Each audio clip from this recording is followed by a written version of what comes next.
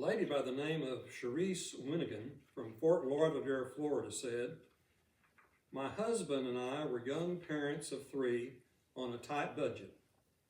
After surviving measles, mumps, and chicken pox 3 times, my nerves were frayed. Wonderfully for us, Pop and Mom agreed to babysit so we could get away. Why are we going to stay with Grandma and Grandpa? 4-year-old Nick, or Otis, asked his father. Because your mother needs a rest. I'm taking her away someplace to rest. We packed up their things and took them to South San Francisco, where their grandfather preached. Of course, they were fussed over after the service on Sunday morning. What darling children! Where are your parents? One person asked Nick. Nick looked for help, but Granddad was shaking hands, and Grandmom was also busy. Finally, he said earnestly, they went to their resting place. Well, after the hustle and bustle of Christmas, we may all be looking for a resting place. I read a poem on Facebook, I believe just this morning, the day after Christmas, and it described all of the, had the picture there of the very worn out mother. Debbie and I are not quite through with Christmas. We have one more get-together to go. The thing is, all these get-togethers have been at other people's houses, and so we haven't had to do that preparation. Well, we've made it through Christmas. Now we look at the beginning of a new year. A newspaper in Boston allowed people to post New Year's resolutions on their website. Well, here are some of the more interesting ones. I resolved to stop feeding the office plant leftover coffee. I will use water instead. I resolved to try and get a law passed that requires every person on the face of this earth to have to use their common sense at least once a day. It's a pretty good resolution. Not sure it can be done, but it's a pretty good resolution.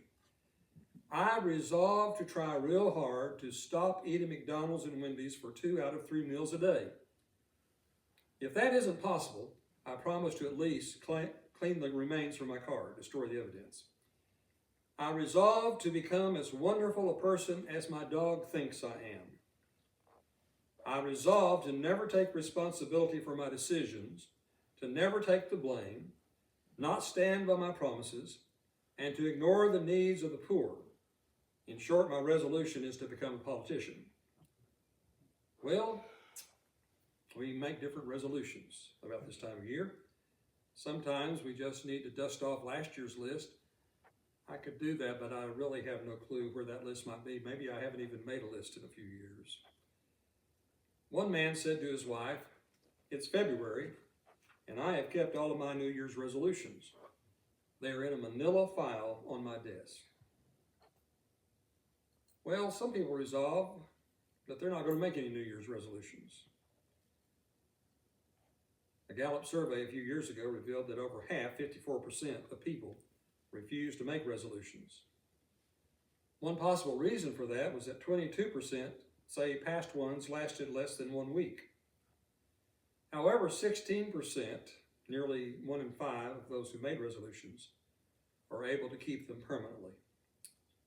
Webster defines a resolution as a course of action decided upon a fixed purpose. Someone said that the future is like a blank canvas waiting for the artist to produce a masterpiece on it.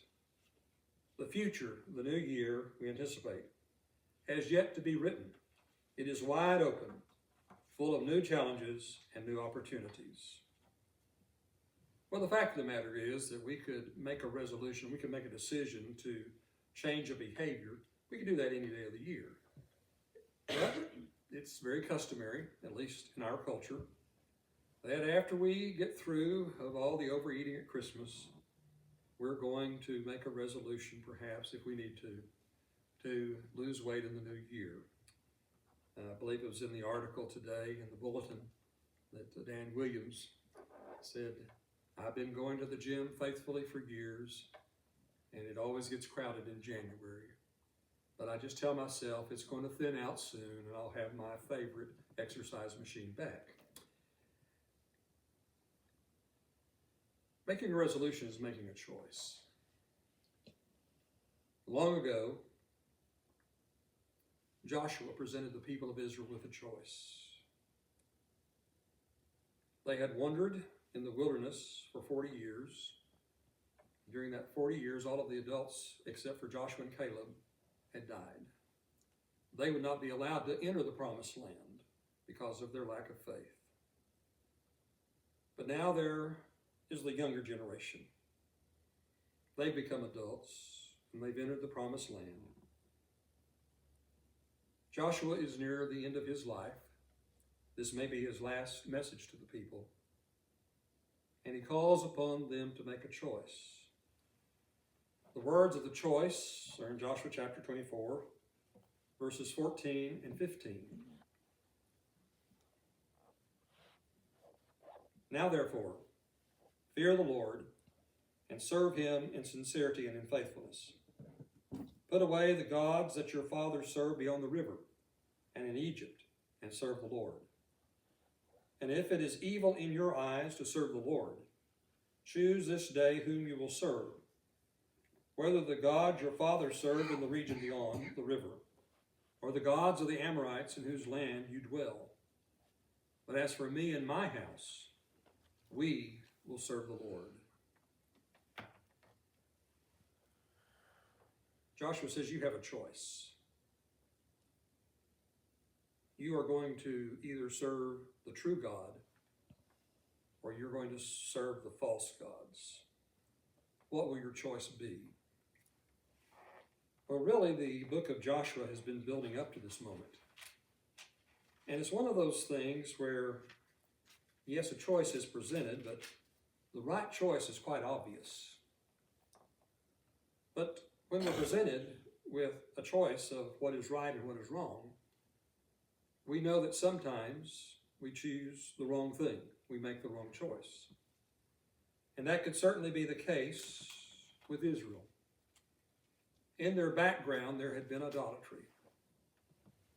They were God's people. He had brought them out of Egyptian slavery. He was with them. He had blessed them. They are now finally in the promised land. How are they going to live?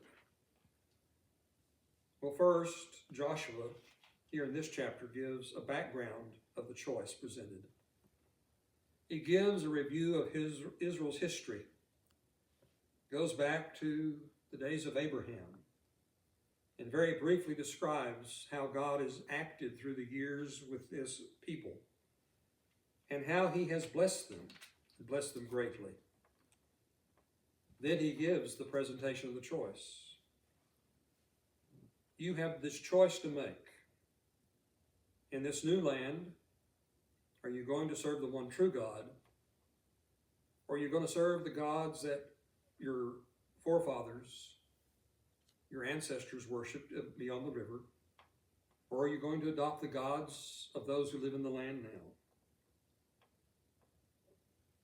We read the reception of the choice in verses 16 through 18.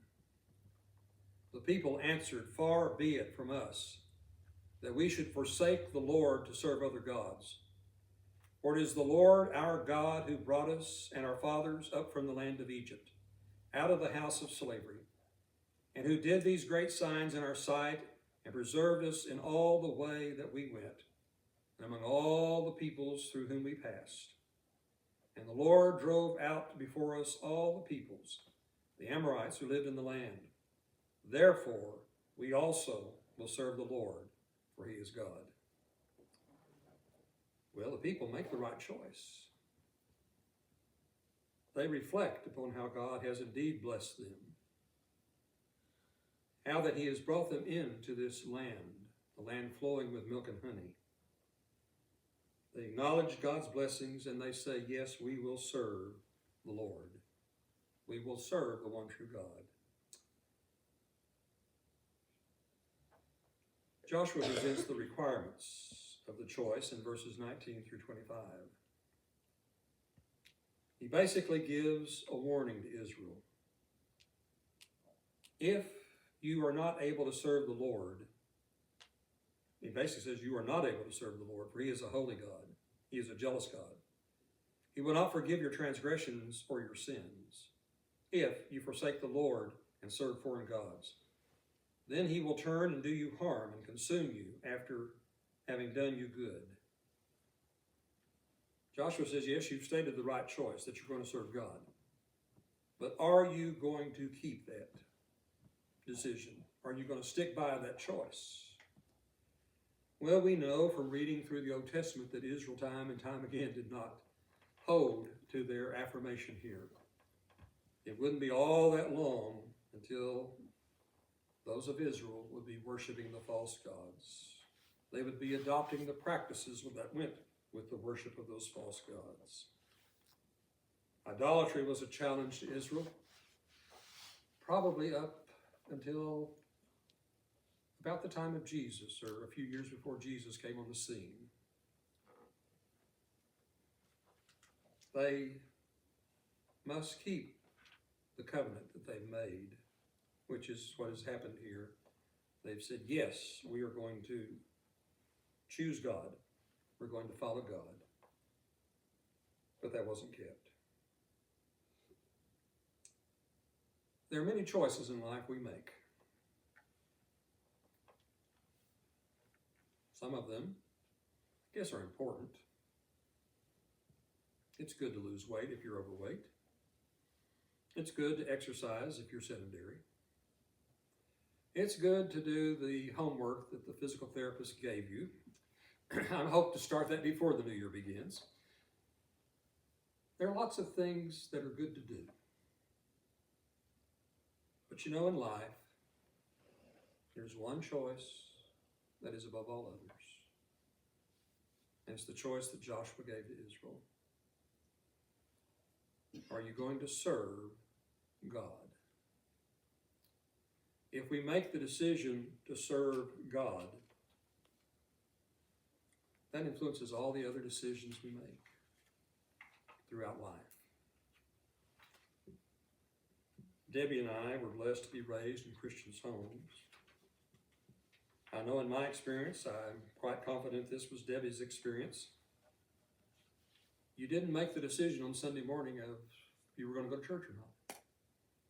That decision had been made some time back. Wasn't too awfully long after Debbie and I were married that the alarm did not go off on a Sunday morning, and we woke up and we were late. We didn't make it to Bible class. We didn't make it to worship. We rushed to make it to worship. But there are some decisions that are easier to make when we make that decision. I'm going to serve God.